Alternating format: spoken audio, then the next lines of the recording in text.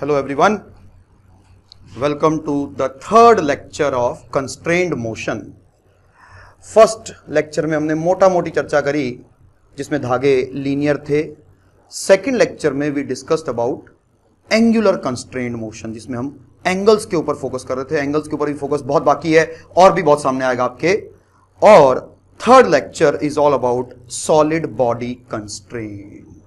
शुरू करते हैं. Write down.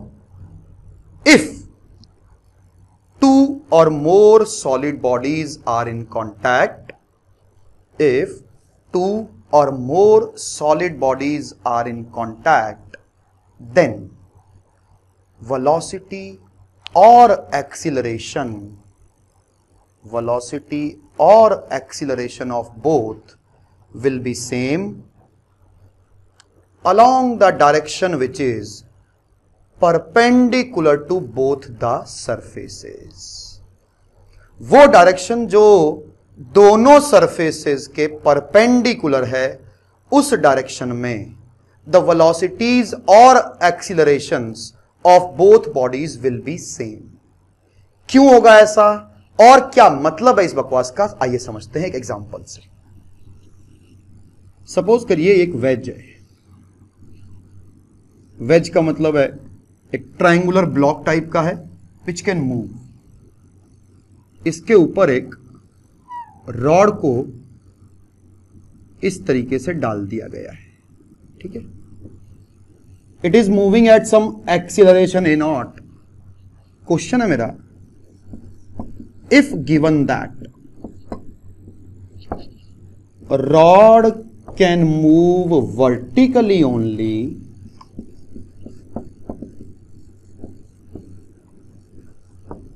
find its acceleration. अगर ये दिया गया है कि रॉड केवल वर्टिकली ही मूव कर सकती है, ऐसा कैसे कर दिया तुमने? क्योंकि मैंने इसे एक छेद में डाल रखा है, एक ग्रूव में डाल रखा है. You know something like this. It can move only like this. ठीक है. और ये भी कहा गया है क्वेश्चन में बिना बोले ही that these both always remain in contact. ठीक है. तो पहले तो मैं आपकी इस वेज के एंगल्स के साथ में दोस्ती करवाना चाहता हूं. सब लोग इस डायग्राम को ध्यान से देखेंगे क्योंकि ये वेज अब हमारी लाइफ में बहुत ही ज्यादा कॉमनली आने वाला है. ये वेरी वेरी इंपॉर्टेंट डायग्राम. ये एंगल थीटा. यहां पर एक लाइन खींची मैंने वर्टिकल और एक खींची हॉरिजॉन्टल और एक और खींच रहा हूं जो कि इस प्लेन के परपेंडिकुलर है.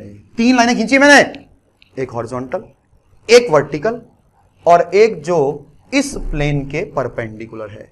मैं आपकी एंगल्स के साथ दोस्ती करवाना चाह रहा हूं क्योंकि दिक्कत क्या है कि ये जो एंगल्स हैं ये हमें बार बार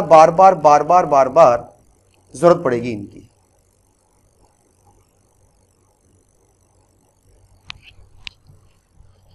तो देखिएगा ये एंगल 90 है जी क्योंकि वर्टिकल है, ये हॉरिजॉन्टल है, इसलिए this angle will be 90 minus theta. 90 minus theta के ठीक सामने वाला एंगल ऑब्वियसली 90 माइनस थीटा. ये लाइन और ये जो दोनों लाइनें हैं इन दोनों को कट करने वाली है, इसलिए करस्पॉन्डिंग एंगल की वजह से ये एंगल होगा जी थीटा. और उसके सामने वाला एंगल थीटा, वैसे भी ये दोनों अल्टरनेट एंगल हैं तो होने ही थे थीटा. ये एक परपेंडिकुलर टू इंक्लाइन प्लेन है. ये इसको कई बार लोग इंक्लाइन प्लेन भी बोल देते हैं, कई बार वेज भी बोल देते हैं. इसके परपेंडिकुलर खींची हुई है इसलिए ये वाला एंगल पूरा 90 है. उसमें से अगर ये थीटा है इसका मतलब ये एंगल होगा जी 90 माइनस थीटा. ये देखिएगा ये एंगल इस प्लेन के साथ में 90 डिग्री पर है, उसमें से ये 90 माइनस थीटा है तो ये एंगल कितना है? थीटा. थीटा के सामने वाला थीटा और 90 माइनस थीटा के सामने वाला 90 माइनस थीटा. ये डायग्राम आप सब लोग अपनी कॉपी में बनाइए, पहली बार देखकर और दूसरी बार बिना देखे. Come on. इतना ज्यादा काम आएंगे आपको ये एंगल्स कि बार बार एंगल से परेशान नहीं होना है हमें. बार हमें एंगल से परेशान नहीं होना है, इसलिए एक बार में ही 5 बार बना लो डायग्राम.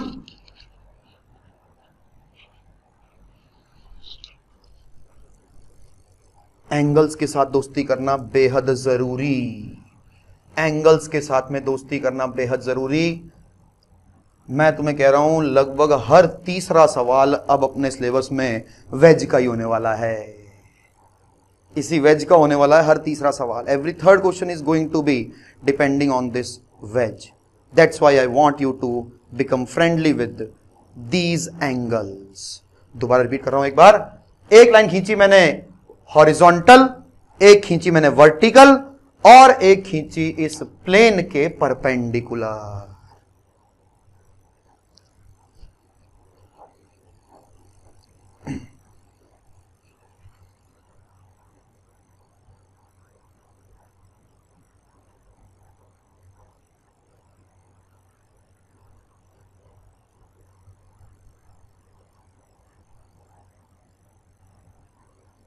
प्लीज ये डायग्राम अपनी कॉपी में 2-3 बार बना लें, एक बार तो यहां से देखकर, दूसरी बार बिना देखे बिना देखे बिना देखे। मैं आपको बता रहा हूं आपको बहुत फायदा मिलेगा। छोटी छोटी चीजों पे काम किया करो बेटा, बड़ी बड़ी चीजों पे तो सब लोग काम करते हैं, छोटी छोटी चीजों पर काम नहीं करते हैं लोग।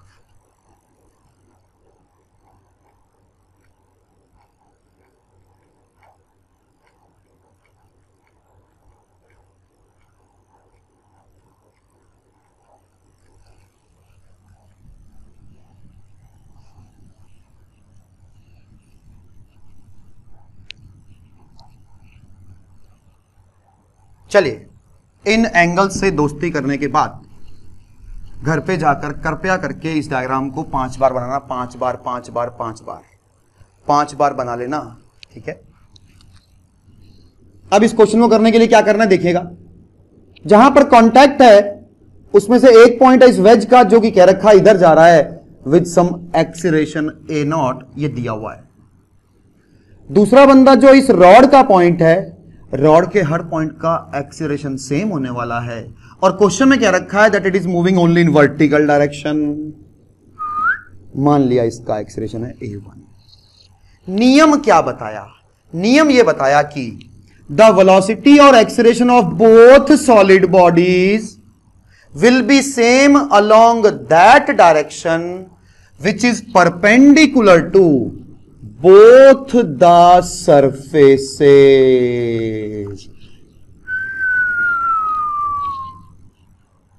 यानी इस डायरेक्शन जो कि सरफेस के परपेंडिकुलर है, उस डायरेक्शन में आपको उनकी वेलोसिटीज को इक्वल करना है। क्यों करना है ऐसा? क्योंकि अगर इक्वल नहीं हुई तो या तो इसकी ज्यादा होगी या उसकी ज्यादा होगी। अगर इसकी ज्यादा हुई तो बीच में खाली जगह पैदा हो जाएगी, और अगर उसकी ज्यादा हुई तो ये अंदर घुस जाएगा। इसलिए नियम ये कहता है कि दोनों बंदे जो कांटेक्ट में हैं उनको चिपक के चलना जरूरी है, उनको आपस में टच होकर चलना जरूरी है। यानी कि दोनों की वेलोसिटी या एक्सीलरेशन जो भी दिया हुआ है must be same along that direction which is perpendicular to both the surfaces. हो गया क्वेश्चन। ये एंगल थीटा है, करस्पॉन्डिंग एंगल की वजह से ये थीटा है। ये मैंने इसके परपेंडिकुलर खींच रखी है, इसलिए ये वाला एंगल हो जाएगा 90 minus theta. Because this is horizontal and this is vertical, यानी ये पूरा एंगल भी 90 है, उसमें से ये 90 माइनस थीटा है, तो ये हो जाएगा जी थीटा। ओके,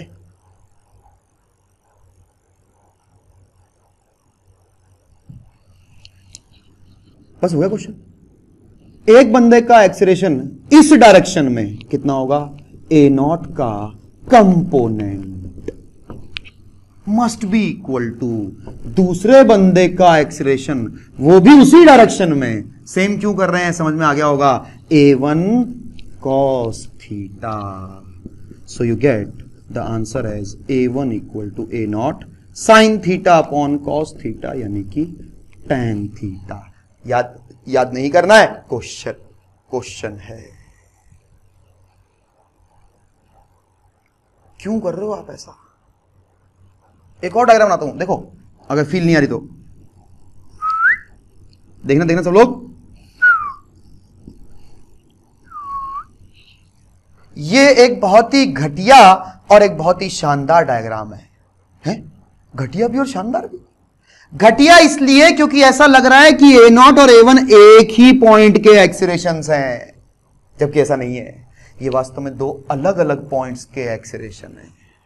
लेकिन अच्छा इसलिए क्योंकि इसमें एंगल्स देखना थोड़ा सा आसान है।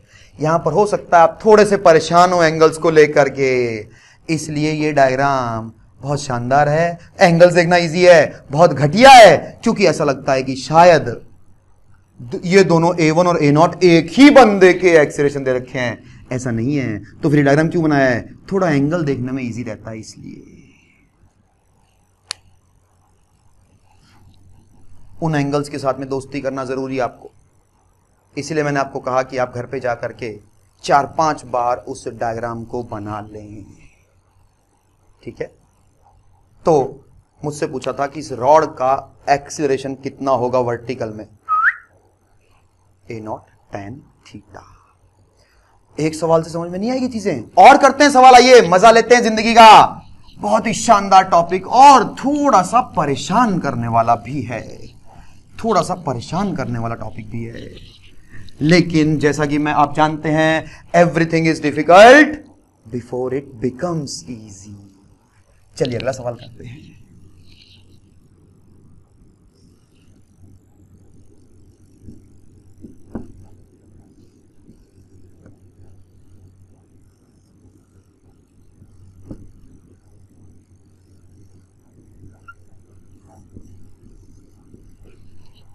बनाइए डायग्राम अपनी कॉपी में। सॉलिड बॉडी कंस्ट्रेंट से दोस्ती करवाने की कोशिश कर रहा हूं मैं आपसे। अगर दो या दो से ज्यादा सॉलिड बॉडीज कांटेक्ट में है तो उनके वेलोसिटी या एक्सेलरेशन सेम होंगे along the direction which is perpendicular to both the surfaces. Question में दे रखा है कि ये इंक्लाइंड प्लेन फिक्स है, इसके ऊपर एक ब्लॉक रखा हुआ है जो कि इधर जा रहा है A0 से, ये दिया हुआ है। क्वेश्चन है if B can move vertically only, दिया हुआ है, find its acceleration। अगर B केवल और केवल वर्टिकली मूव कर सकता है तो बताइए कि उसका एक्सीलरेशन कितना होगा in terms of theta and A0। और दे रखा है ए ब्लॉक का एक्सीलरेशन इस डायरेक्शन में है A0। कम ऑन, ट्राई करिए, भले ही टाइम लगे, अपने मन से ट्राई करिए।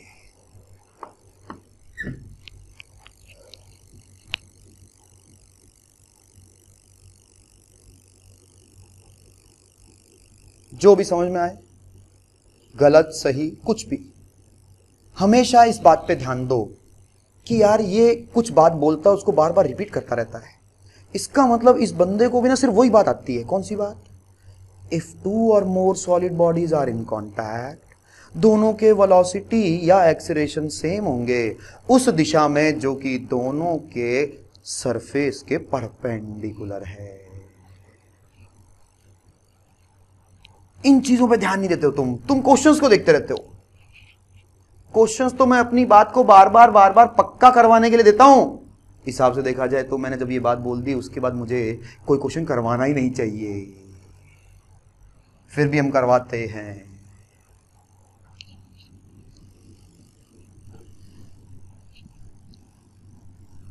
और हिंट दे रहा हूं, जिस सरफेस पे ध्यान देना है उसे अलग से बना करके एंगल छेंगल के बारे में सोचो। जी नहीं प्रांशु, ठीक नहीं है ये आंसर।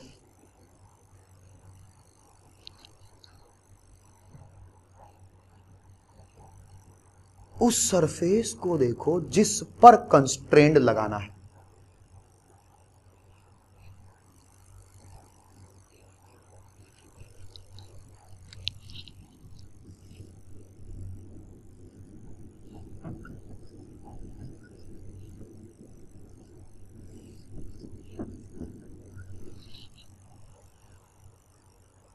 उस सरफेस को देखो जहां पर कंस्ट्रेंट लगाना है।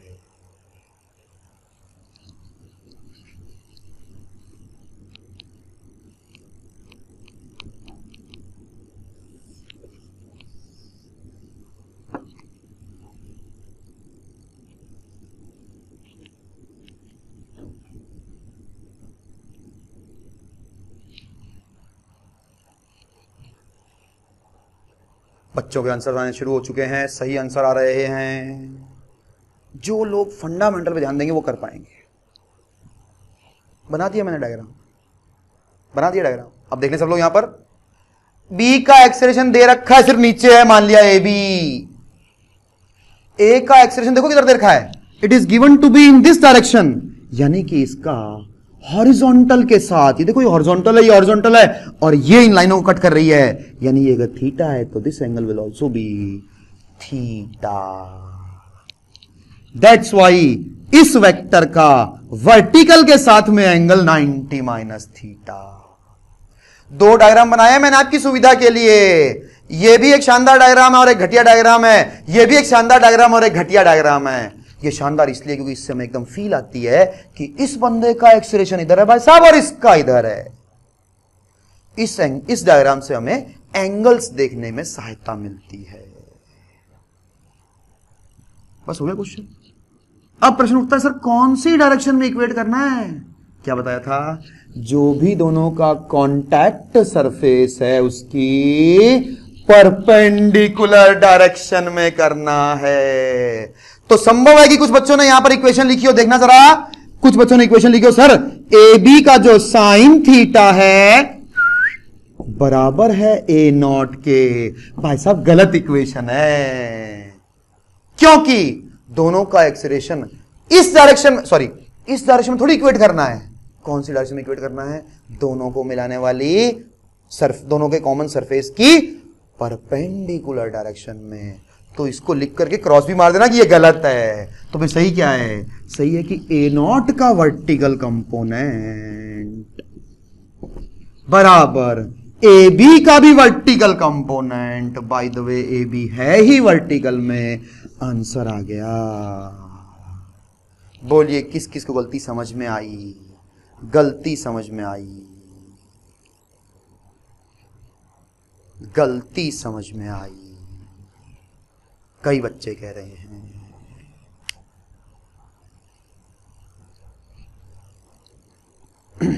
डोंट वरी डोंट वरी, एक और सवाल कराऊंगा, चिंता मत करो। बहुत सारे सवाल है मेरे पास, बहुत सारे। जब तक तुम्हें पूरा समझ में नहीं आएगा तब तक मैं कराता रहूंगा, डोंट वरी। लेकिन हर क्वेश्चन में अपने आप से एक ही सवाल पूछो, क्या ये हर क्वेश्चन में बातों को चेंज कर रहा है या एक ही बात को बार बार अलग तरीके से बता रहा है? चलिए नेक्स्ट क्वेश्चन। सॉल्यूशन बहुत छोटा होगा लेकिन दिमाग लगाना पड़ेगा, ऐसी बात नहीं है। स्लाइटली टफर साइड पर है ये टॉपिक। क्यों? क्योंकि एंगल्स देखने में जोर आता है और हमारी जो है ये बातें जो है बच्चा याद नहीं रखता है। कौन सी डायरेक्शन में इक्वेट करना है भैया? Perpendicular to the, perpendicular slope पे नहीं आएगा क्या? तो भाई स्लोप पर तो इसके और इसके बीच में आएगा ना, तो इन दोनों का तो वैसे ही जीरो ही है। इसका तो फिक्स दे रखा है और इसका इधर दे रखा है, तो इसका इधर कितना है? ए नॉट कॉस 90 है। पूछा किसका था भाई? बी का पूछा था ना, तो बी के सरफेस पे तो ध्यान दे यार, धीरज बुच्चा। चलिए करिए अगला सवाल।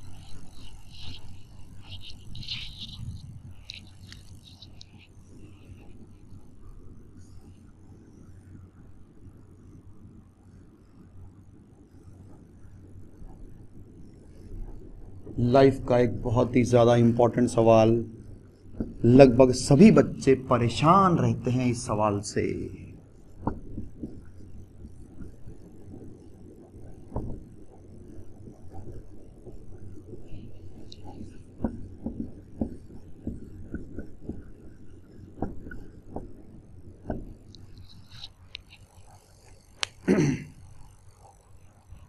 कम से कम आधा घंटा लगाऊंगा इस क्वेश्चन को डिस्कस करने पर, जिंदगी के मजे दूंगा। और तुम बाकी बच्चों से पूछ के देख लेना, बड़ी तकलीफ पाते हैं वो, बड़ी तकलीफ पाते हैं इस तरह के सवालों में, बड़ी तकलीफ पाते हैं। इसलिए मेरी बात को एकदम ध्यान से मन से सुनना।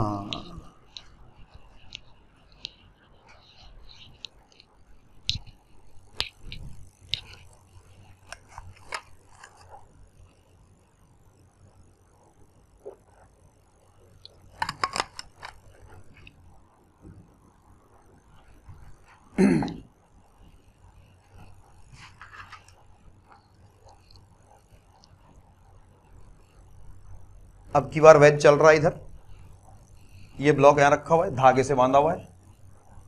ऑब्वियस है कि जब इधर जाएगा तो थोड़ा धागा यहां से एक्स्ट्रा मिलेगा, इसलिए ए तो चलेगा। ये तो तय है कि ए चलेगा। पूछा है फाइंड एक्सीलरेशन ऑफ ए, किसके रेस्पेक्ट में पूछा है भाई साहब? जब कुछ नहीं दिया इसका मतलब ग्राउंड के रेस्पेक्ट में पूछा है, और क्या? जब कुछ नहीं दिया है तो इसका मतलब ग्राउंड के रेस्पेक्ट में पूछा है। तो मेरा तुमसे सवाल है कि बताओ ए किधर जाएगा। मेरा तुमसे सवाल है कि बताओ ए किधर जाएगा। इस लाइन का नाम मैंने दे रखा है सी डी। तो मेरा तुमसे सवाल है बहुत सिंपल सा, बताओ कि ए किधर जाएगा।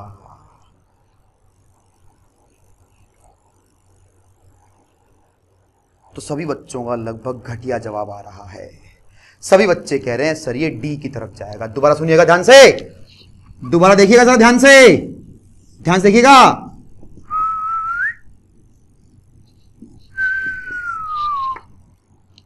अब बताओ ये किधर जाएगा, अब बताओ ये किधर जाएगा। अगर इसको फिक्स कर दिया गया तब ये किधर जाएगा। अब जवाब है कि भाई साहब ये इधर जाएगा। अरे अंकल जब ये फिक्स है तब ये इधर जाएगा, यानी कि अभी ये बंदा ए किधर जा रहा है। ऐसा तुम्हें लग रहा है कि ये डी की तरफ जाएगा, लेकिन सही जवाब ये है कि हमें नहीं पता ये किधर जा रहा है। कोई अजीब ही डायरेक्शन में जा रहा है, क्योंकि अगर ये फिक्स होता तब तो इधर जाता। अब तो भैया गाड़ी खुद भी चल रही है। अरे बोलो मेरे बापों, किधर जा रहा है? जवाब है हमें नहीं पता। और जब हमें नहीं पता होता तो हम किधर मानते हैं? जब हमें नहीं पता होता तो हम किधर बात मानते हैं? किन्हीं दो परपेंडिकुलर डायरेक्शंस में। ये इस क्वेश्चन की खास कैच है। इस बंदे का एक्सीलरेशन हमें नहीं पता, नहीं पता, नहीं पता। सर पता ना डी की तरफ। अरे भाई डी की तरफ तब था जब ये फिक्स था यार, अब तो ये भी चल रही गाड़ी, पता ही नहीं किधर जा रहा है, अजीब ही डायरेक्शन है। कुछ बच्चे सोचते हैं कि सर ये नीचे की तरफ जा रहा है। कहां से जा रहा है नीचे? अभी आंसर निकाल के दूंगा तेरे को पता लगेगा। ना तो इसका आंसर डी की तरफ आ रहा है, ना ही वर्टिकली डाउनवर्ड आ रहा है। ओके, A1 और एक और एक्सेलरेशन है A2, दोनों को एक दूसरे के परपेंडिकुलर मानना जरूरी है। मर्जी है उधर मत मान लेना कि सर जी एक इधर मान लिया, इधर मान लिया, सर जी एक इधर मान लिया, इधर मान लिया, गलत है। मान सकते हैं सिर्फ और सिर्फ दो परपेंडिकुलर डायरेक्शंस में। ओके सर, वो दो परपेंडिकुलर डायरेक्शन आप हॉरिजॉन्टल और वर्टिकल क्यों नहीं मान रहे हैं? बताएंगे, उस तरीके से ही बताएंगे। पहले ये तरीका, एक बालक कह रहा है सर एक्सीलरेशन को किसी और एंगल पे मान लो, किसी अननोन एंगल पर मान लो। सही जवाब है, लेकिन उससे कैलकुलेशन बहुत ज्यादा गंदी होती है बेटा, इसलिए मैं वो नहीं कर रहा हूं। ओके, उससे कैलकुलेशन बहुत ही ज्यादा गंदी होती है, इसलिए मैं वो नहीं कर रहा हूं। अगर आप करना चाहें तो मैंने कहा ना आधा घंटा लगाऊंगा मैं इस क्वेश्चन पे, उसके बाद में कर लेंगे। फिलहाल मैंने मान लिया A1 और A2। मेरा पहला सवाल, ये A1 किसके रेस्पेक्ट में है और A2 किसके रेस्पेक्ट में? मुझे जवाब दे दो, किसके रेस्पेक्ट में है ये? Obviously with respect to ground है भाई साहब। अरे बोलो यार, ठीक है आ जाओ। अब प्रश्न उठता है, दो इक्वेशन, दो वेरिएबल हो गए, A1 भी नहीं पता, A2 भी नहीं पता। इसका मतलब मुझे दो इक्वेशन चाहिएगी। दो इक्वेशन कहां से आएंगी? धागा तो एक ही है, कोई बात नहीं, एक धागे से आएगी और एक सॉलिड बॉडी कंस्ट्रेंट से आएगी। जितना अब तक पढ़ाया है ना, उस सब का एकदम पूरा गुच्छा तुम्हारे सामने लाके प्रस्तुत कर दूंगा इस सवाल में। एक एक बात को डिटेल में सुना, किताबों नहीं मिलती है सब चीजें। पहला सवाल, दो परपेंडिकुलर डायरेक्शन में क्यों माना? क्योंकि ए हमें पता ही नहीं है किधर जा रहा है, और जब हमें नहीं पता होता तो किन्हीं भी दो परपेंडिकुलर डायरेक्शंस में मानते हैं। क्या हॉरिजॉन्टल और वर्टिकली मान सकते थे? जी हां मान सकते थे, अभी मानेंगे थोड़ी देर बाद। फिलहाल मैंने मान लिया एक इधर है और एक इसके परपेंडिकुलर है। फिर मैंने सवाल पूछा है किसके रेस्पेक्ट में है? भाई साहब ऑब्वियसली ये ग्राउंड के रेस्पेक्ट में है। वेरिएबल कितने हैं जी? A1 और A2 दो, यानी इक्वेशन कितनी चाहिए जी? दो। कहां से आएंगी जी दो? एक आएगी धागे से और एक आएगी सॉलिड बॉडी कंस्ट्रेंट से। आइए लगाते हैं सॉलिड बॉडी वाली इक्वेशन।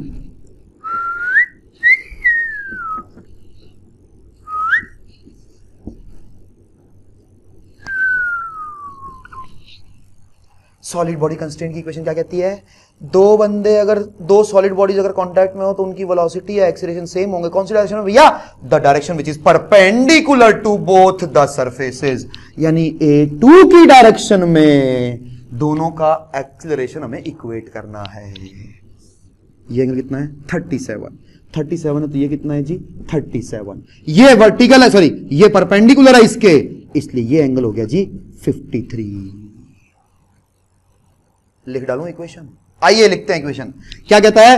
एक बंदे के एक्सीलरेशन का इधर वाला कंपोनेंट यानी tan cos 53 is equal to दूसरे बंदे का acceleration in the same direction. अब नई कहानी, एक बार मुझे पता लग गया कि इसका एक्सीलरेशन एक A1 और A2 है। अब मैं इस डायरेक्शन में लिखना चाह रहा हूं या किसी भी डायरेक्शन में लिखना चाहता हूं, किसका कंपोनेंट लिखना पड़ता है? A2 का या A1 का? जवाब है दोनों का। अभी तुम कौन सी डायरेक्शन लिख रहे हो? भाई साहब A2 की डायरेक्शन लिख रहा हूं, because that is the direction which is perpendicular to both the surfaces. So A2 का कंपोनेंट आएगा A2 cos 0 और A1 का आएगा A1 cos 90, यानी लिखने की जरूरत नहीं है। यानी कि A2 की वैल्यू मिल गई मुझे, खत्म हो गया केस। अब A1 को निकालने के लिए धागे पर कंस्ट्रेंट लगाएंगे। धागे के लिए तुम्हें क्या आता है? एक ही चीज आती है, L1 L2। सो L1 डबल डैश, ये डबल डैश क्या चीज है? L1 डैश किया तो वेलोसिटी आती है, डबल डैश किया यानी डबल डिफरेंशिएशन यानी कि एक्सीलरेशन। आइए L1 को देखते हैं। ये पॉइंट फिक्स है, दूसरा पॉइंट ये रहा। ये पुली तो इससे जुड़ी हुई है, ये ब्लॉक इधर जा रहा 10 से, यानी पुली भी इधर जा रही है 10 से। चूंकि वो अपने दूसरे सिरे की तरफ जा रही है इसलिए L1 डबल डैश होगा -10। L2 को देखने के लिए अलग से डायग्राम बना लेना, कचरा हो सकता है। L2 के दोनों सिरों को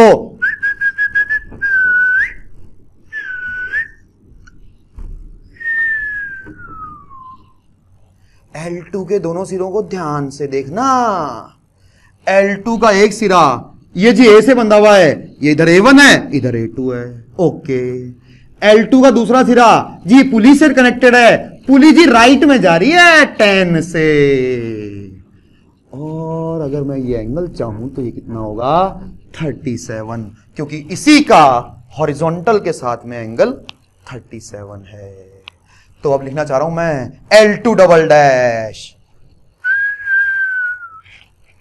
10 cos 37 से ये बंदा दूर जा रहा है। याद करो, अगर एंगल्स इन्वॉल्व हैं तो वेलोसिटी या एक्सीलरेशन के कंपोनेंट लिखने पड़ेंगे धागे की अलोंग। तो 10 का cos 37 दूर, इस बंदे के लिए एक तो आएगा A1 और वो भी दूर जा रहा है, और A1 भी नहीं, और बेटर बोलूं तो A1 cos 0, और आएगा A2 cos 90, लिखने की जरूरत नहीं है, बराबर 0। सॉल्व करेंगे तो A1 और A2 की वैल्यू आ जाएगी, निकाल के देखिए।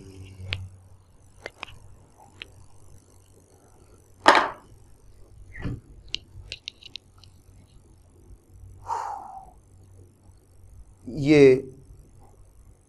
एक मेथड है, घर पे जा करके आपको कम से कम 2-3 बार लिखना है। बेटा विजिबल नहीं है तो मेरे पास कोई तरीका नहीं है इसका क्लास बंद करने के अलावा। I don't have any other way. Okay, मेरे को बताने से कोई फायदा नहीं होगा। वैसे भी सिर्फ तुम्हारे यहां जवाब आया अभी कि विजिबल नहीं है, बाकी सब का सही चल रहा है, मेरे यहां भी सही चल रहा है। I can't help. 2 बार बोलने से बात थोड़ी सुन लूंगा मैं।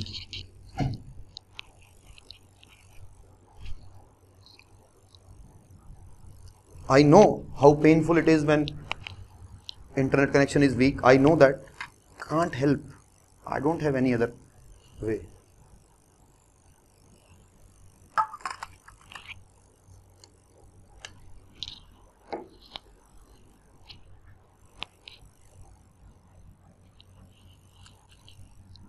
तो सॉल्व करेंगे तो A1 आ जाएगा 2 और A2 आ जाएगा 6। मजा आ गया। ये इस क्वेश्चन को करने का एक तरीका है।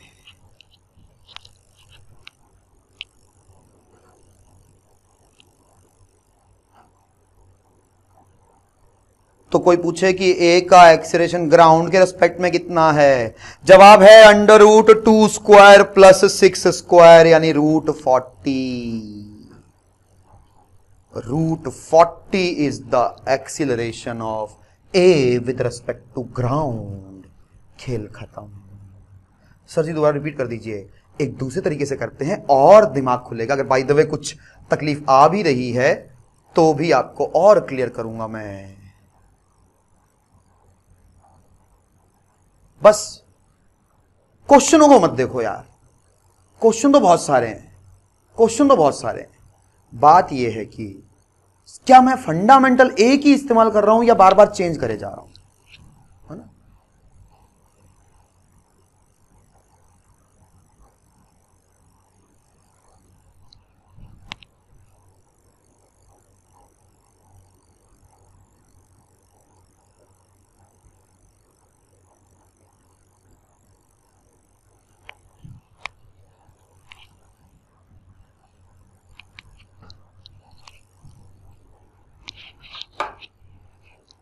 सी की वेलोसिटी, अरे कौन है सी? सी तो कोई है ही नहीं। दूसरे तरीके से कर रहा हूं सवाल को, अब की बार आपको खुद करना है। अब आपको खुद करना है। मैं जानता हूं फुल समझ में नहीं आया है, क्योंकि एक सवाल से नहीं आता भैया, देखते जाओ। अब इस सवाल को आप एक दूसरा तरीका मैं आपको बता रहा हूं, उससे आप खुद सॉल्व करेंगे। और ये बात समझ लो समझ लो समझ लो कि बार बार हर समय टीचर पर डिपेंड करना ही तुम्हारी सबसे बड़ी बीमारी है। बार बार रिपीट कर दो, अरे भाई उससे नहीं होगा यार, खुद को मेहनत करने से तुम डरते हो इसलिए भागते हो। अगर सही में सीखना चाहते हो, सही में चाहते हो तुम्हारा दिमाग खुले, तो इस सवाल को दोबारा करो। अब की बार इसका एक्सीलरेशन मानो एक वर्टिकल में और दूसरा अपनी घर की खेती नहीं है। अगर एक वर्टिकल में माना है तो दूसरा हॉरिजॉन्टल में मानना ही पड़ेगा। और इसको भी अपन A3 और A4 कर देते हैं, A3 और A4 कर देते हैं। अब सवाल को आप लोग खुद करेंगे, उन्हीं दोनों इक्वेशंस को दोबारा बनाएंगे। बस मैंने A3 और A4 किसी और डायरेक्शन ले लिए हैं। अगेन बात मैं वही कर रहा हूं, मुझे नहीं पता कि ब्लॉक ए किधर जा रहा है, इसलिए मुझे मानना पड़ेगा in any two perpendicular directions and I have assumed them to be vertically downward. And sir right में लेफ्ट में मान सकते थे क्या? मर्जी है भैया, जहां मर्जी मानो, कोई दिक्कत नहीं है। अब आप कोशिश करें दोबारा से इक्वेशंस लिखने की। कम ऑन, थोड़ा जोर उससे ज्यादा आएगा लेकिन दिमाग खुलेगा। जोर उससे ज्यादा आएगा। यह भी घटिया मेथड है, पिछले वाला भी घटिया था। सबसे बढ़िया मेथड तो भी बताने वाला हूं थोड़ी देर में, लेकिन दिमाग खोलने के लिए जरूरी है कि ये सब मेथड्स आपके हाथ से निकले हुए हों।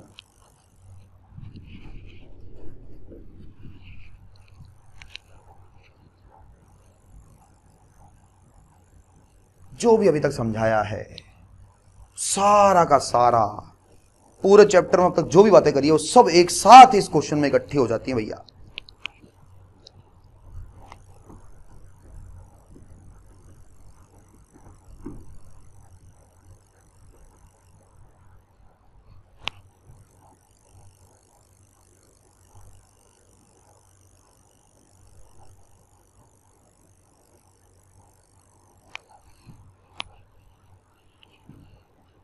शाबाश, कोशिश करें इक्वेशंस लिखने की।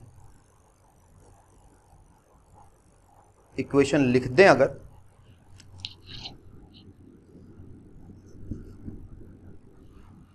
उसके बाद मैं आपसे यहां पर लिखूंगा इक्वेशंस। आपको पिछला भरपूर समझ में नहीं आया है, वो इससे भी आसान है। आप तो इस पे ध्यान दे लो, इसको ढंग से समझ लो, पिछला अपने आप हो जाएगा। यार घर पे जाके करना पड़ता है, तुम लोग इसमें इंटरेस्टेड नहीं हो। प्रॉब्लम तुम्हारी ये है, तुम नहीं सोच रहे सर समझा देंगे ना बस उसी से समझ में आएगा। अरे सर तो 5-10% काम करेंगे भाई, बाकी 90% काम तेरा है। तू अपने आलस की वजह से हर समय कहता रहता है रिपीट कर दे रिपीट कर दे रिपीट कर दे। तो सर आपको रिपीट करने में जोर आता है क्या? नहीं, क्योंकि मैं ये चीजें 10 साल से पढ़ा रहा हूं, तो मुझे पता है कि कितना बताने से समझ में आ ही जाता है अगर घर पे जाकर प्रयास किया जाए तो। कुछ कुछ चीजों को खुद ही रिपीट कर देते हैं।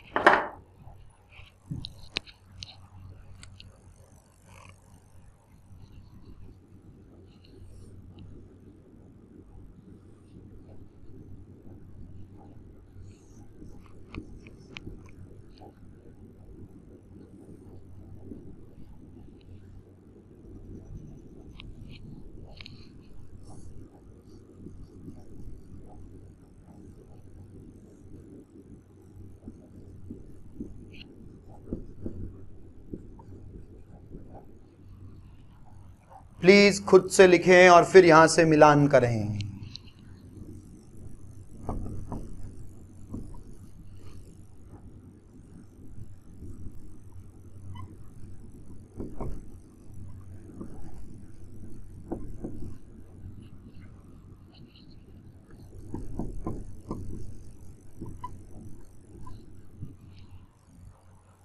प्लीज खुद से लिखें और फिर यहां से मिलान करें।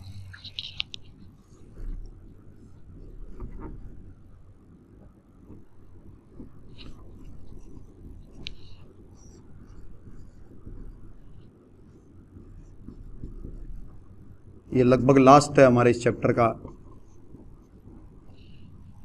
ये अगर समझ में आ जाएगा तो पूरा आपको क्लियर हो जाएगा।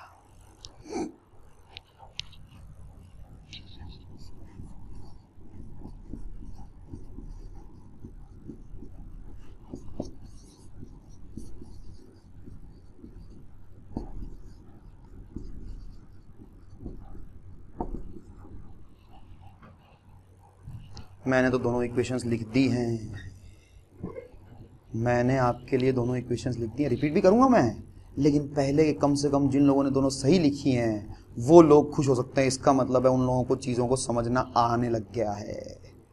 कितने लोगों जिन्होंने दोनों इक्वेशन सही लिखी हैं?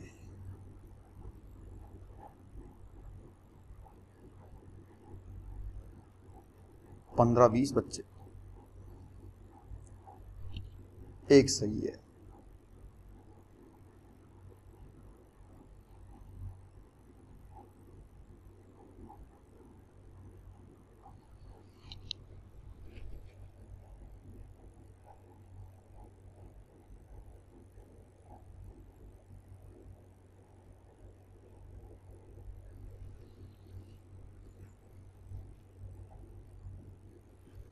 चलिए बता रहा हूं मैं, जो भी गलती हुई है फंडामेंटल समझें। अभी तो ये सबसे घटिया मेथड है, शानदार मेथड आने वाला है, लेकिन पहले इसको समझ लो। सॉलिड बॉडी कंस्ट्रेंट लगाने के लिए मैंने दोनों बंदों को, टच वाले बंदों को दिखाया यहां पर। ये डायग्राम एक अच्छा डायग्राम नहीं लग रहा है मुझे, क्योंकि इससे बच्चों को कंफ्यूजन ये रहता है कि शायद ये A4 A3 और ये 10 एक ही बंदे के हैं। लेकिन मुझे एंगल्स देखने के लिए ऐसा करना पड़ा। कुछ नहीं किया मैंने, A4 A3 माने थे, उनको डायग्राम दिखा दिया। ये एंगल 37 है, करस्पॉन्डिंग 37। ये एंगल्स तो हम पिछले क्वेश्चन में भी देख चुके हैं। यहां बैठ गए, सॉरी, ये एंगल 90 है तो ये 53, ये हॉरिजॉन्टल वर्टिकल है तो 37, ये 53। अब सबसे पहली गलती बच्चे क्या करते हैं? बच्चे कहते हैं कि भाई साहब ये देखो A4 एक बंदे का इधर है, दूसरे बंदे का 10 है, तो बच्चे लिखते हैं A4 बराबर 10, क्योंकि A3 कंपोनेंट हॉरिजॉन्टल में आएगा नहीं। क्या गलती है इसमें? मर्जी आए उस डायरेक्शन में इक्वेट नहीं कर सकते। सॉलिड बॉडी कंस्ट्रेंट कहता है सिर्फ और सिर्फ दोनों के कॉमन सरफेस की परपेंडिकुलर डायरेक्शन में इक्वेट करना है, और इसलिए ये गलत है। और एक बार मुझे पता लग गया कि इसका A4 इधर है और A3 इधर है, अब मैं निकालना चाहता हूं इधर कितना है, तो भैया A4 का भी कंपोनेंट लिखना पड़ेगा और A3 का भी लिखना पड़ेगा। लिखा है मैंने, A4 cos 53 plus A3 cos 37 is equal to दूसरे बंदे का इस डायरेक्शन में, यानी tan cos 53। ये हुई मेरी सॉलिड बॉडी वाली इक्वेशन।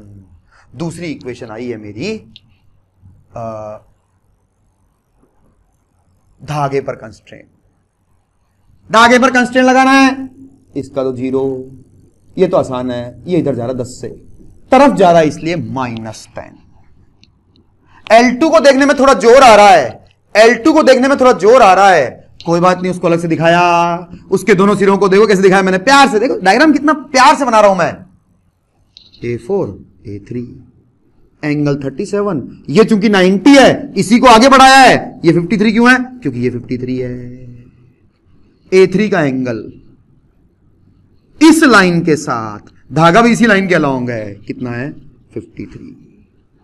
ये हॉरिजॉन्टल के साथ इसका एंगल 37, -10 L1 के लिए। L2 के लिए देखो ये पॉइंट दूर जा रहा है, दूर जा रहा है मतलब प्लस, 10 cos 37। दूसरी तरफ ये बंदे का दो एक्सेलरेशन है, इधर भी है। मैं चाहता हूं इधर कितना है, तो भाई साहब इधर है A4 cos 37 और चूंकि वो तरफ है इसलिए माइनस A4 cos 37 और A3 कंपोनेंट उससे दूर है इसलिए प्लस A3 cos 53। बोलिए किस किस को गलती समझ में आई, गलती समझ में आई, गलती समझ में आई।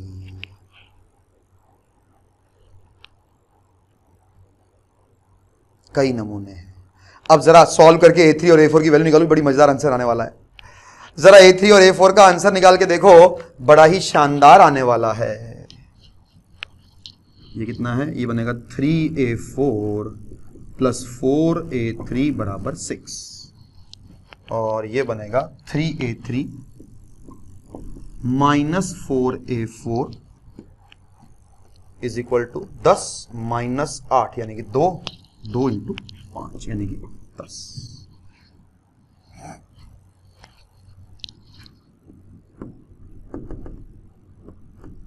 इसको 4 से मल्टीप्लाई कर दो, इसको 3 से मल्टीप्लाई कर दो, दोनों को ऐड कर दो, क्योंकि ये 4A3 है जबकि यहां पे ये 3A4 है जबकि यहां पे 4A4 है, तो इसको 3 से मल्टीप्लाई करूंगा तो 12 बन जाएगा और इसको 4 से मल्टीप्लाई करूंगा तो 12 बन जाएगा। दोनों को ऐड करोगे तो A4 गायब हो जाएगा। 12A4 माइनस 12A4 गायब।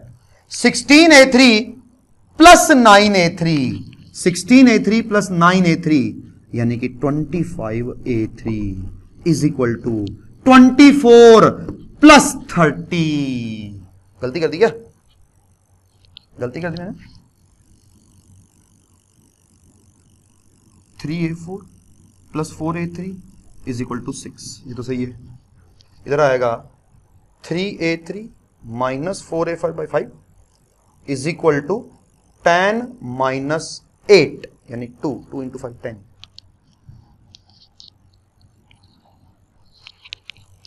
सिक्स की जगह 30 होगा।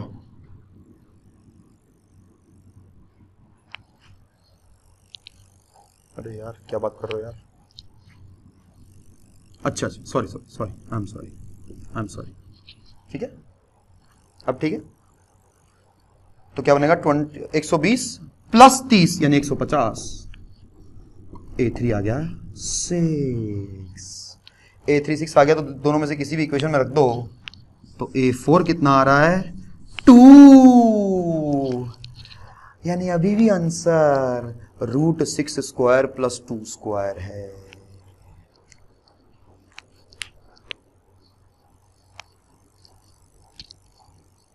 अरे बोलो भाई, अगर बोलो तो यहीं छोड़ दूं चैप्टर को, नहीं तो अब चैप्टर के अंदर अब शबाब पे चढ़ने वाला है। चैप्टर शबाब पे चढ़ाने वाला हूं, बोलो क्या करना है, छोड़ दूं? मुश्किल लग रहा है, गंदा लग रहा है? चढ़ा दो सर, चढ़ा दो। अभी 6 और 2 जो आंसर है इनके बारे में भी बात करूंगा अभी, लेकिन उससे पहले इस क्वेश्चन को करने का तीसरा और सबसे बढ़िया तरीका, तीसरा और सबसे बढ़िया तरीका,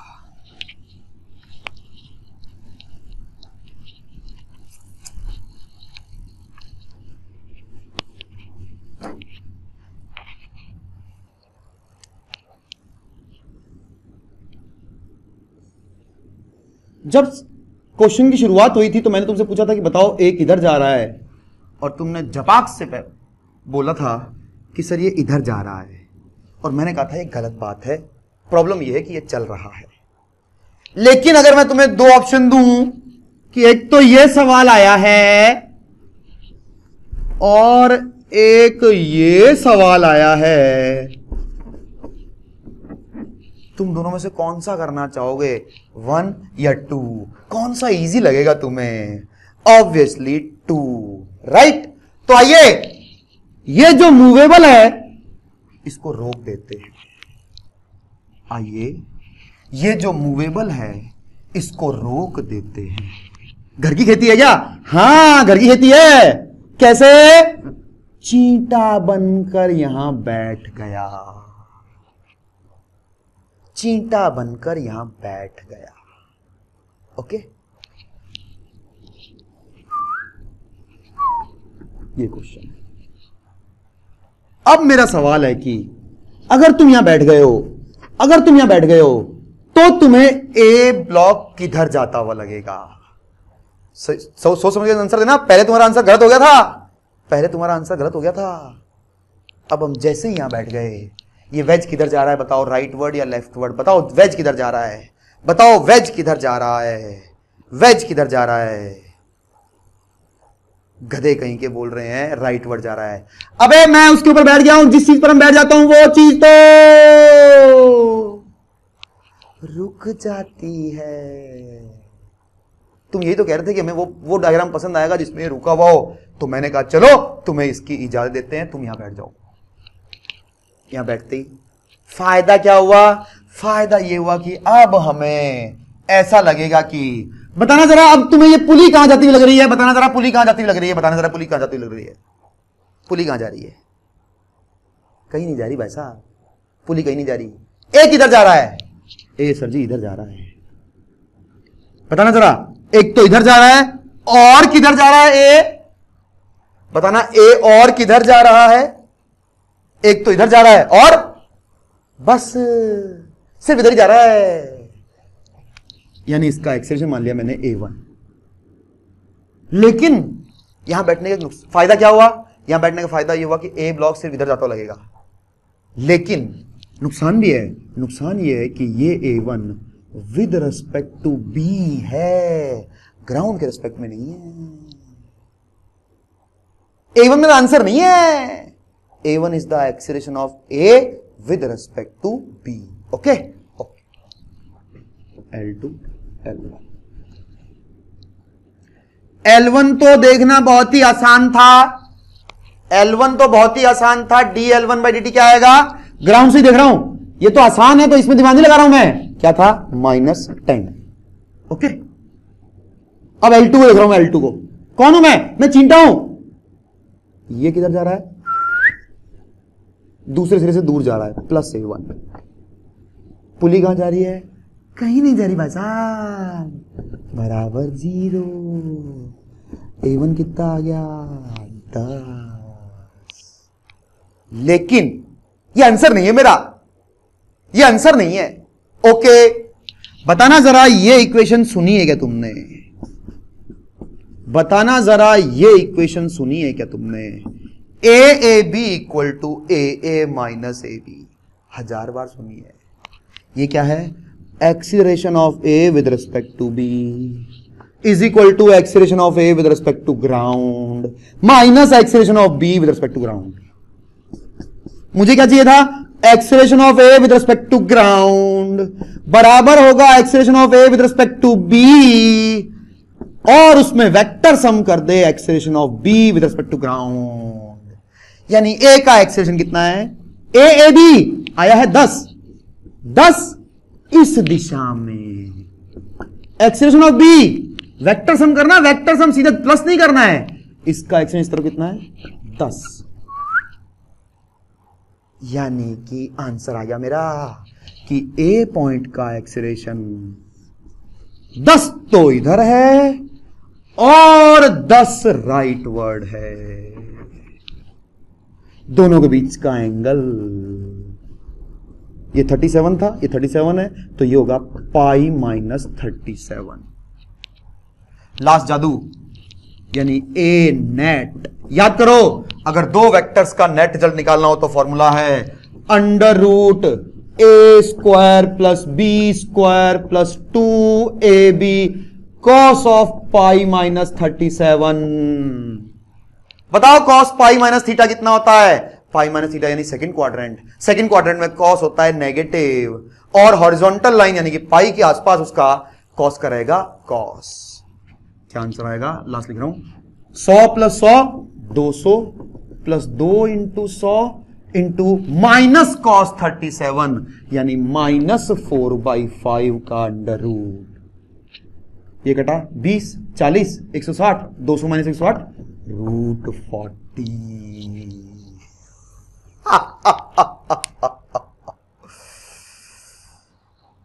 मैं आपको बता दूं भाई साहब, मैं आपको बता दूं, आपको अगर ये तकलीफ, ये मुश्किल लग रहा है तो और बच्चों को कहीं कहीं बहुत बहुत बहुत ज्यादा मुश्किल लगता है। अगर आपको मेरी बात का यकीन नहीं है तो पूछ के देख लेना अपने दोस्तों से, ठीक है ना। लिखो, अभी तो मजा आना शुरू हुआ है। अभी तो मैंने अंग्रेजी बोतल के ढक्कन खोले हैं, पहले तो मैं देसी पिला रहा था, तुम तो देसी में फंटूश हो गए। अभी तो मैंने अंग्रेजी दारू के ढक्कन ही खोले हैं।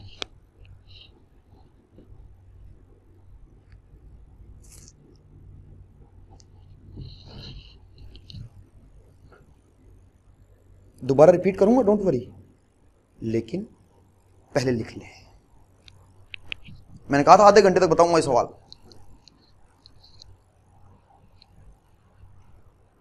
घर पे जाकर अगर आपने इस लेक्चर को 1.5 घंटा नहीं दिया तो सब कुछ वेस्ट हो जाएगा आपका। Everything will be wasted. I am telling you, very very very very important lecture, very very important lecture. You will need it everywhere. दोबारा रिपीट करूंगा मैं। और अभी तो और तुम्हारी इस ए ब्लॉक से दोस्ती करवा के छोड़ूंगा।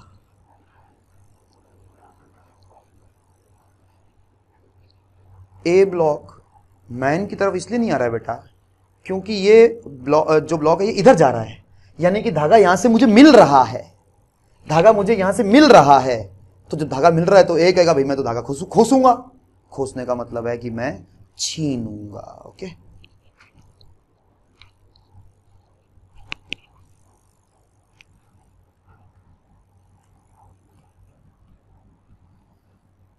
इसलिए ए को नीचे। और अगर मान लो तुम्हें लगता है कि ए ऊपर जाएगा तो कोई बात नहीं, मान लो उस केस में यहां पे -A1 आ जाएगा, तो A1 की वैल्यू -10 आ जाएगी। गार्गी -10 आ जाएगी, इसका मतलब तुमने उल्टा माना है।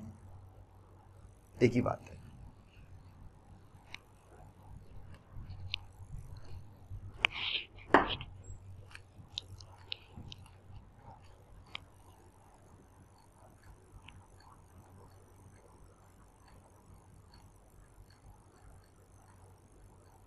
दोबारा बता रहे हैं,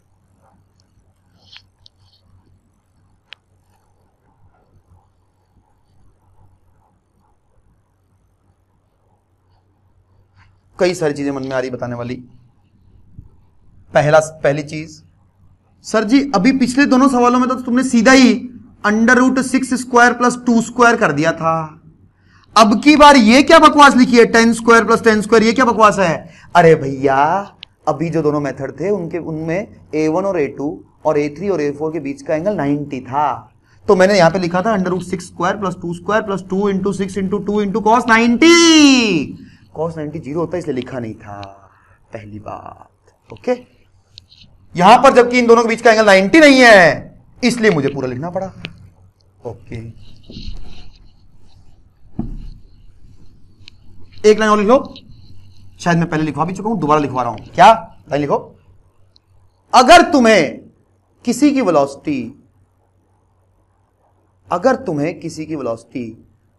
किसी और के रेस्पेक्ट में पता है, किसी और के ब्रैकेट में लेना b है ना, अगर तुम्हें किसी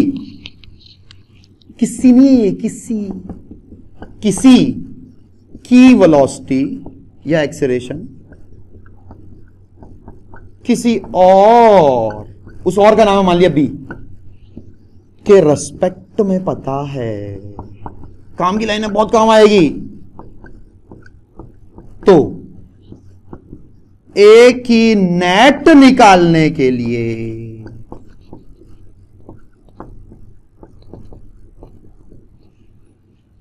उसमें VB वेक्टर या AB वेक्टर का वेक्टर सम कर दो। क्या कहना चाह रहे हो, सुन लो।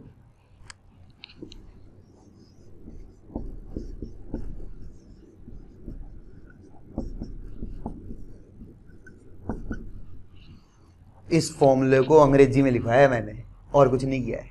ये फॉर्मूला कहां से आ गया? अबे AAB = AA - AB, AB को इधर ले गया। क्या लिखवाया, अगर तुझे ए की वेलोसिटी या एक्सेलरेशन बी के रेस्पेक्ट में पता लग गया, अब ए की नेट निकालने के लिए उसमें खुद की वेलोसिटी का वेक्टर सम कर दे। इसी बकवास को अंग्रेजी में लिखवाया है या हिंदी में लिखवाया, जो भी है, काम आती है लाइन, ठीक है।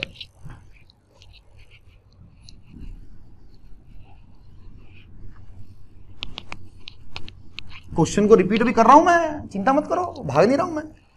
तो क्वेश्चन के अंदर चूंकि इससे पहले हमें बड़ा मजा आ रहा था अगर ये फिक्स होता है तो, लेकिन इस क्वेश्चन में ही मूवेबल था। मैंने कहा चलो ठीक है, तुम्हारी इच्छा पूरी करते हैं और इसे फिक्स कर देते हैं। इसको फिक्स करने का तरीका है कि आप चींटा बनकर यहां बैठ जाएं। फायदा क्या है वहां बैठने से, बहुत ज्यादा फायदा भाई। फायदा क्या है, अब ए केवल और केवल इधर जाता हुआ लगेगा, केवल और केवल इधर जाता हुआ लगेगा, और तो और पुली फिक्स लगेगी। तो यहां बैठने का फायदा क्या है, ऑब्जर्वेशन बिकम्स इजी। लेकिन यहां बैठने का एक नुकसान भी है। यहां बैठने का नुकसान यह है कि इसका एक्सेलरेशन ग्राउंड के रेस्पेक्ट में नहीं मिलेगा, बी के रेस्पेक्ट में मिलेगा। ओके, तो ये मान लिया इसका एक्सेलरेशन है a1, लेकिन ये ग्राउंड के रेस्पेक्ट में नहीं है, ये मेरा आंसर नहीं है, it is with respect to b, क्योंकि मैं खुद b पे बैठा हूं। अब L1 तो बहुत आसान था, 0 था और तरफ जा रहा था, -10 था। L2 को देखा तो कितना मजा आ रहा है। पहले हम कितना परेशान हो रहे थे L2 को देखने में, अब पुली तो रेस्ट पे लग रही है क्योंकि मैं तो चींटा हूं, और a सिर्फ इधर जाता हुआ लग रहा है। चूंकि दूर जा रहा है इसलिए प्लस a1 बराबर 0, a1 की वैल्यू आ गई 10, लेकिन ये मेरा आंसर नहीं है। तो फिर ये क्या है, ये है acceleration of A with respect to B. अगर acceleration of A with respect to B पता है और ए का नेट एक्सेलरेशन निकालना है, तो उसमें अपने एक्सेलरेशन का, अपना कौन है, बी का, राइट में 10 है, वेक्टर सम कर देना। इसलिए ये 10 और 10 आंसर आया था।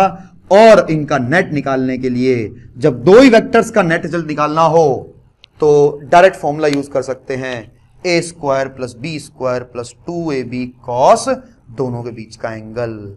अभी से और दोस्ती करवा रहा हूं, लेकिन बहुत सारे बच्चे ये गलती करते हैं। सुनना जरा, सुनना मेरी बात, सुनना मेरी बात। बहुत सारे बच्चे ये गलती गलत सोचते हैं कि यार ये इसके ऊपर बैठा हुआ है इसलिए इसका एक्सेलरेशन 10 आया है।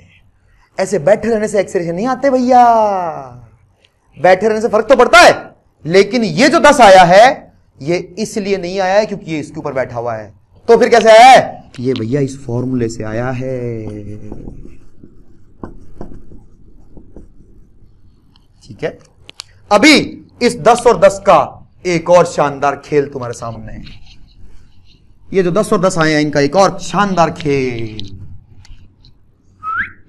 10 10 सही है।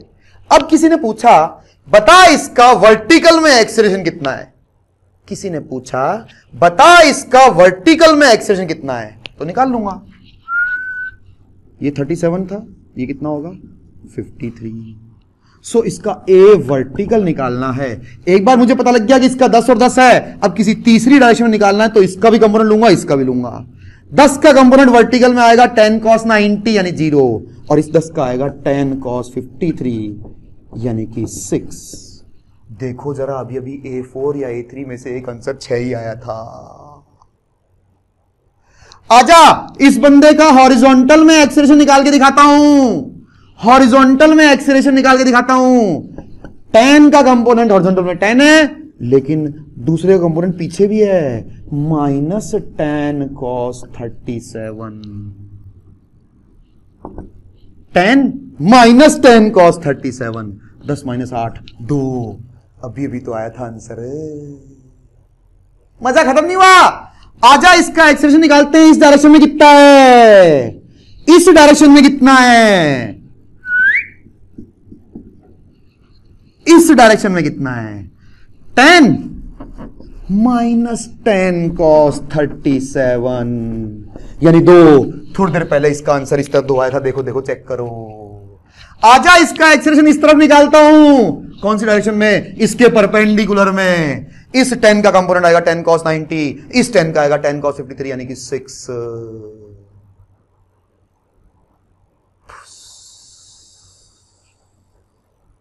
हवा निकल गई लग रही तुम्हारी तो। यानी वो तो 6 2 बार आए थे, ये सारे मेथड एक साथ इकट्ठे कर दिए मैंने।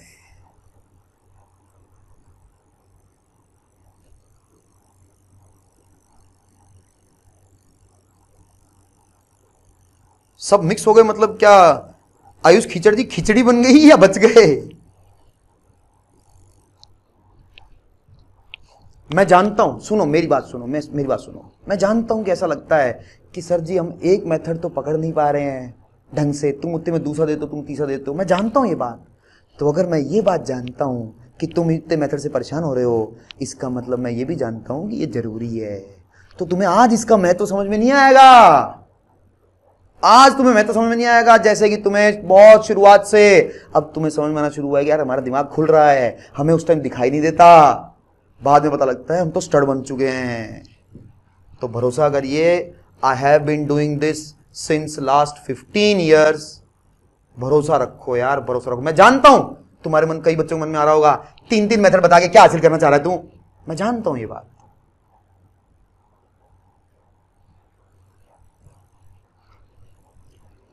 बालिका पूछ रही है कि सर सारे लास्ट वाले मेथड सारे सवाल हो जाएंगे क्या? बिल्कुल हो जाएंगे भैया, लेकिन मेरा एक सवाल है तुमसे, इस वाले मेथड में तुमने सॉलिड बॉडी कंस्ट्रेंट तो लगाया ही नहीं, इस वाले मेथड में तुमने सॉलिड बॉडी कंस्ट्रेंट तो लगाया ही नहीं, क्यों?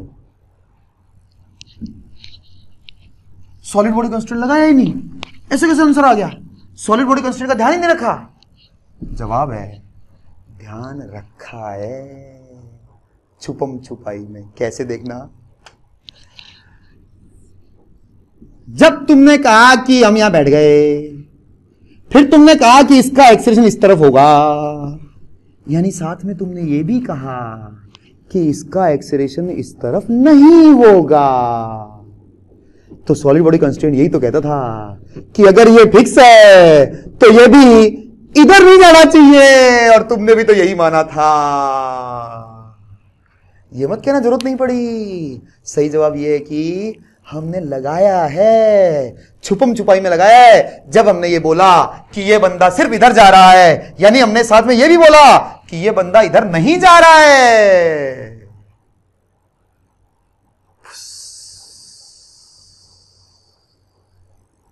हवा निकल गई सर।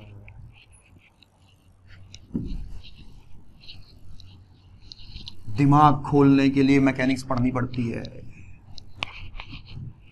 एक और चीज जो कि बच्चों को दिमाग में बड़ी कंफ्यूजिंग होती है, सब लोग ध्यान से देखेंगे इधर।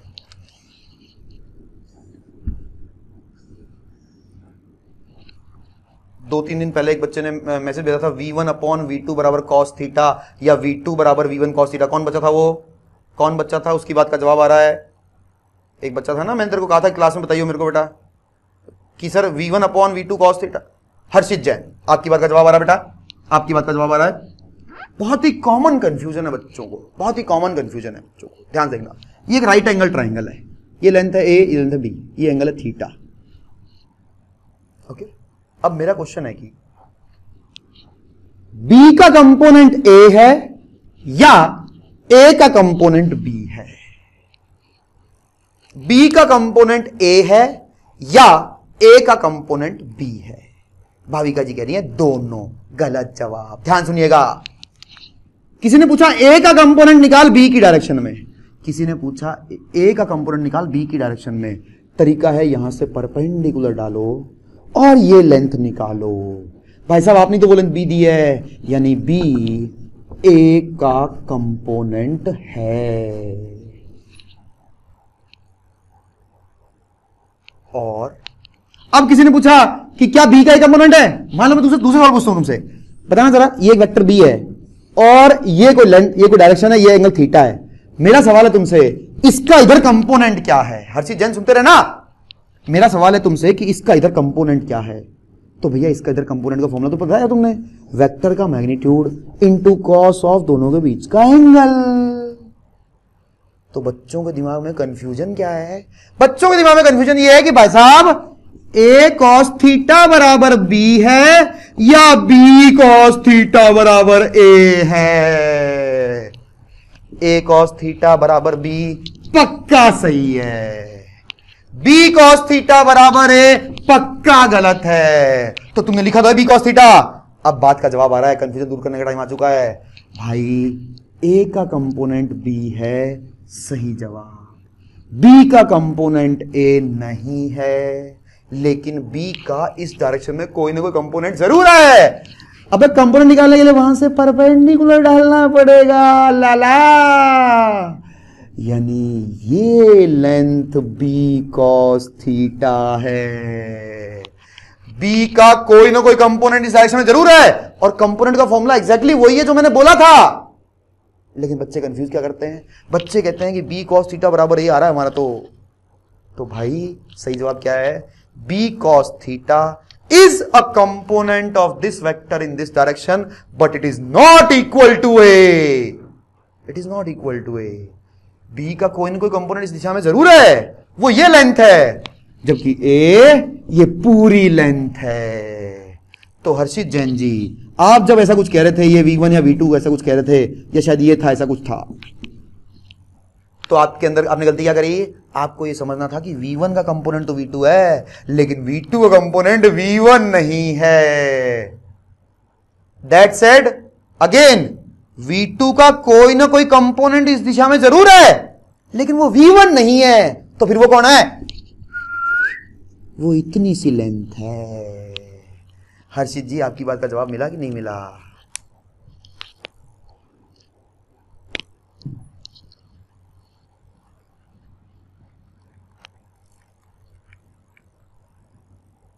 नेक्स्ट क्वेश्चन प्रैक्टिस के लिए। और अब हम समझ गए हैं, वास्तव में जिसको सीखना है वो तो कम से कम इस सवाल को घर पे जाकर के कम से कम 2 और मेथड से करेगा। मैं तो क्लास में सिर्फ एक ही मेथड बताऊंगा जो सबसे आसान है, जिसमें कि हम वेज के ऊपर बैठ जाते हैं। लेकिन जिसको जीवन में कुछ बनना है, कुछ आगे जाना है, वो इस सवाल, अगले सवाल को घर पे जाकर दोबारा से करेगा, और कम से कम 3 मेथड से करेगा। क्लास में तो मैं एक ही कराऊंगा भाई, मेरे पास इतना टाइम नहीं है कि मैं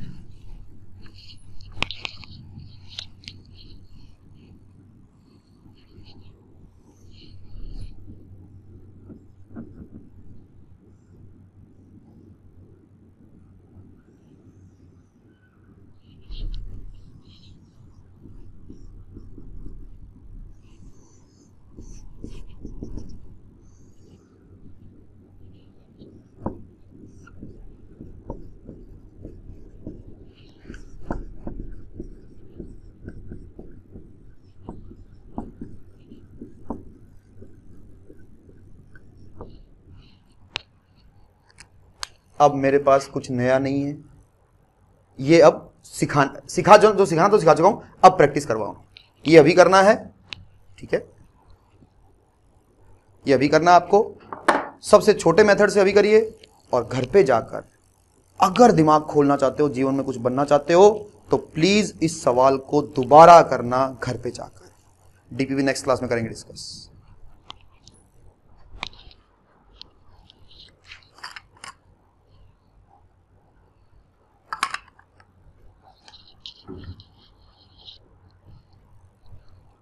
इस क्वेश्चन का जवाब भी बड़ा मजेदार आने वाला है, बड़ा ही मजेदार आंसर आने वाला है, बड़ा मजेदार। फील करके देखो तुम। और कोई जल्दबाजी नहीं आंसर निकालने की बेटा, हर बच्चे की अपनी अपनी स्पीड होती है। तेरे को चींटा बनना समझ में नहीं आ रहा है तो तू चींटा बनने की तरफ ध्यान दे, उसके ऊपर टाइम लगा यार। दूसरे बच्चे को वो चीज 5 मिनट में आ जाएगी, तेरे को 10 मिनट में आती है। It is okay man. When I was preparing for IIT JEE, एक समय ऐसा आया था जब मैं क्लास में फर्स्ट रैंक पे आने लग गया था, लेकिन मेरा जवाब कभी नहीं आता था क्लास में, कभी नहीं आता था मेरा जवाब क्लास में।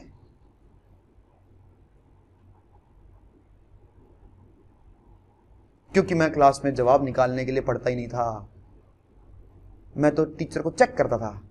तुम कह रहे हो ना कि ये फंडे हैं, इन्हीं फंडों को चेक करूंगा मैं हर क्वेश्चन के अंदर। So I don't want your answer man, I don't want your answer, I don't want your answers.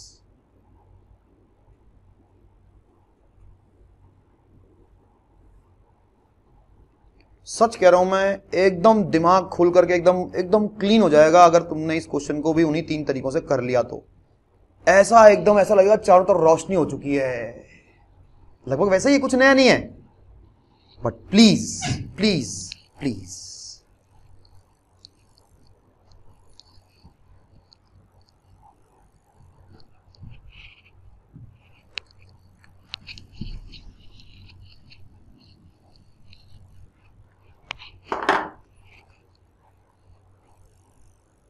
बहुत ही जोरदार टॉपिक है, लगभग खत्म हो गया है। क्वेश्चंस तो काफ़ी सारे बाकी हैं, क्वेश्चन करते रहेंगे हम, लेकिन थ्योरी कोई नई नहीं है। मोटा मोटी हमने कंस्ट्रेंट मोशन में कोई थ्योरी ज़्यादा पढ़ी भी नहीं है, सिर्फ एक बात करी शुरुआत में कि धागों की तरफ लगाओ, फिर एक सॉलिड बॉडी की अलग चीज़ बताई, एंगल के बारे में बात करी, लेकिन सवाल अभी बहुत सारे हैं, सवाल अभी बहुत है।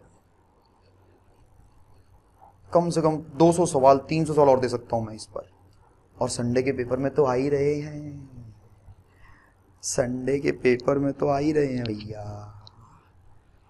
अगर तुमने आज की डिग्री नहीं करी तो संडे के पेपर में हो जाएगा परेशान, पहले बोल रहा हूं मैं तुम्हें।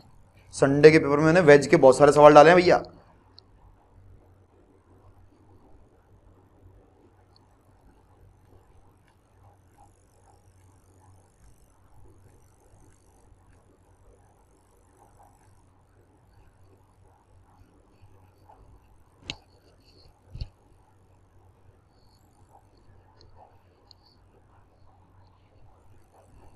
डिस्कस तो मंडे को ही करेंगे, और कब करेंगे?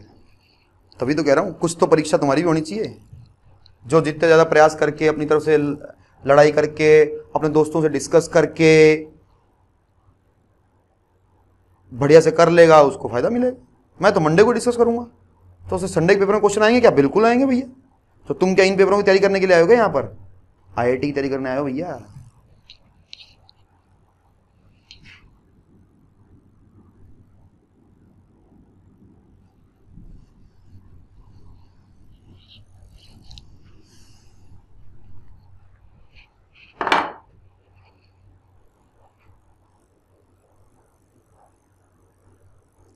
प्रत्युष का सही जवाब है, बहुत बढ़िया।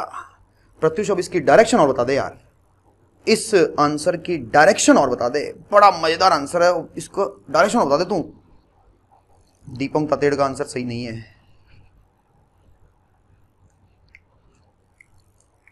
प्रांशु जवाब बिल्कुल सही है, अब तू इसकी डायरेक्शन और बता दे, डायरेक्शन और बता दे इस वेक्टर की किस तरफ है।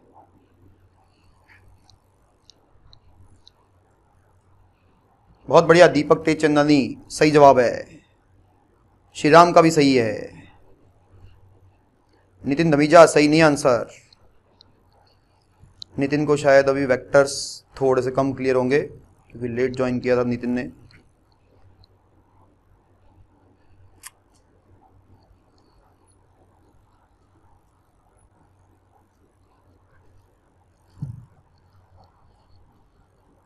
निखिल बांटिया सही जवाब नहीं है भैया। देवेश सही जवाब है। प्रत्युष सेवदा मजा नहीं आया, कहानी मत सुना, बकवास मत कर। कनव गहलोत सही नहीं है जवाब।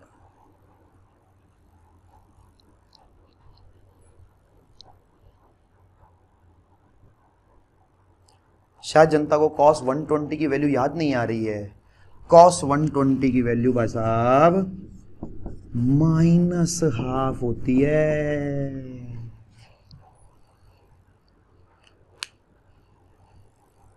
अब बोलो दीपम तातेड़ जी का आंसर आया। अब पवन शर्मा का तो सही नहीं है आंसर भैया। तो कई बच्चों का सही आंसर आ चुका है, और जिन बच्चों का सही आंसर आ चुका है उन बच्चों से मैं आपको बता, दिशा का बिल्कुल सही जवाब है, लेकिन इससे भी ज्यादा जोरदार मजा आ जाएगा अगर तुम इस वेक्टर की डायरेक्शन और निकाल लो। तो अगर तुम इस वेक्टर की डायरेक्शन निकाल लो ना, जो भी तुमने आंसर दिया है, so the correct answer is √300। 100 को बाहर भी निकाल सकते हैं, 10√3। आंसर तो सही है और तुमने किया भी बिल्कुल सही है, लेकिन मेरी इच्छा हो रही है इस वेक्टर का एंगल और निकाल के दिखा दे, मजा ही आ जाएगा, तेरे को एकदम फील आ जाएगी।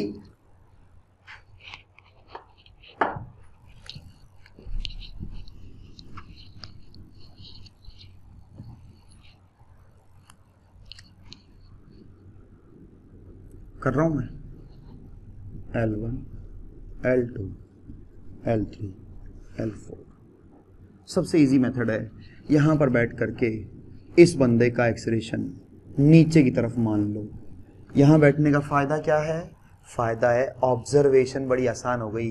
पहले लग रहा था कि ए कोई गुचमुच डायरेक्शन में चल रहा होगा, अब पता लगा है कि ए सिर्फ इधर चल रहा है। लेकिन यहां बैठने का एक नुकसान भी है। नुकसान ये है कि ये आंसर जो आएगा वो विद रिस्पेक्ट टू बी आएगा, ना कि विद रिस्पेक्ट टू ग्राउंड। सुनना, स्मार्ट बनना, तो देखना जरा, सब लोग देखना यहां पर, सब लोग देखना यहां पर। L1 को देख रहा हूं तो चींटा बन जाऊंगा। सब लोग सुन लेना, इधर हीरो मत बनना, जब मैं कहता हूं सुन लो तो सुन लो।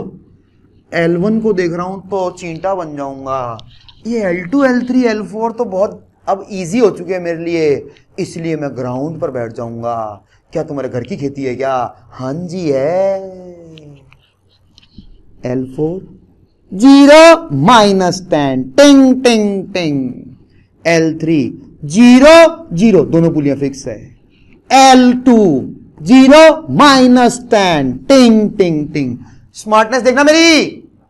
L2, L3, L4 चूंकि आसान थे देखने में, ऑब्जर्वेशन आसान था, इसलिए इनको तो मैंने ग्राउंड से लिख दिया। प्रॉब्लम आ रही थी L1 में, तो L1 को लिखने के लिए मैं इसके ऊपर बैठ गया।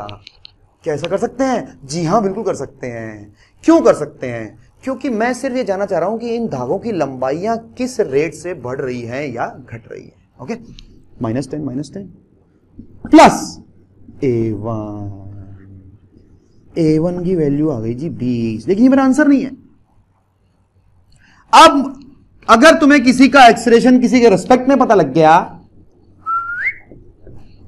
नेट निकालने के लिए खुद के एक्सलेरेशन का वेक्टर सम कर दो। तो यहां तक तो बच्चे पहुंच चुके हैं, लेकिन जिन बच्चों से मैंने पूछा था डायरेक्शन बताओ, वो अभी तक जवाब नहीं दे पाए हैं। इसका मतलब है उन लोगों को अब आया प्रांशु को जवाब। ये कैसा जवाब है प्रांशु, बता दे। जोरदार है कि नहीं है? साला पाटिल कहां जा रहा है? बच्ची कह रही लेफ्ट में। अब ध्यान से देखो, सब लोग देखेंगे यहां पे, ध्यान से सब लोग यहां पे ध्यान से देखेंगे। पुराने फंडे जो याद नहीं करता है वो परेशान होता है। क्या जवाब आया है? 10 20। सालों, मैंने तुम्हें बोला था कि √a² + b² + 2ab cos theta एक घटिया जवाब है, और अगर सही है भी तो भी सारे के सारे सवाल, सारे के सारे वेक्टर्स का नेट रिजल्ट निकालने का तरीका बताया था मैंने। क्या? सभी वेक्टर्स के कंपोनेंट्स ले लो हॉरिजॉन्टल और वर्टिकल में। आजा,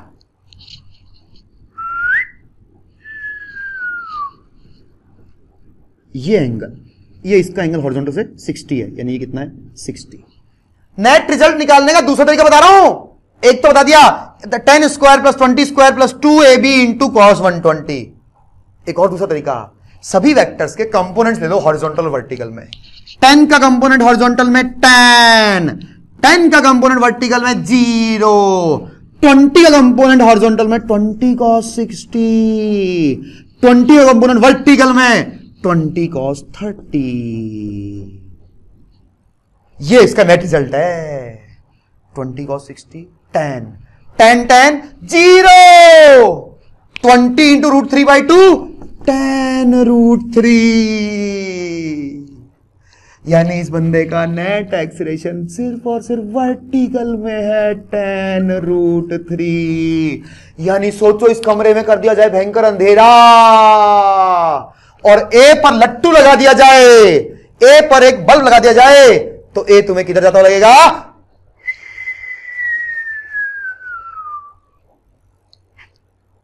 बोलो आया कि नहीं आया मजा? हर क्वेश्चन का जवाब ये नहीं है, इस क्वेश्चन में डेटा ऐसा है। प्रत्युष सेवदा, समझ में आई क्या बात है? तुमने सिर्फ 10√3 आंसर निकाला है, मैंने ये भी बता दिया कि 10√3 की डायरेक्शन क्या है।